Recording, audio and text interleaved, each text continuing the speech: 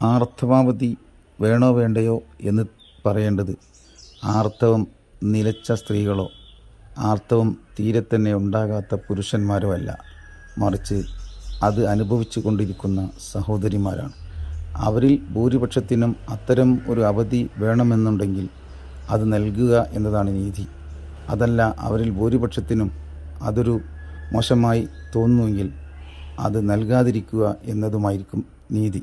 ഇതൊരു കാര്യം നടപ്പിൽ വരുത്താൻ തുനിയുമ്പോഴും അതിനെതിരെ നന്മ തിന്മകളുടെ ഭാഗമല്ല ചിലർ പരിശോധിക്കുന്നത്, മറിച്ച് അതെങ്ങനെ എതിർത്ത് പരാജയപ്പെടുത്താം എന്നതാണ്.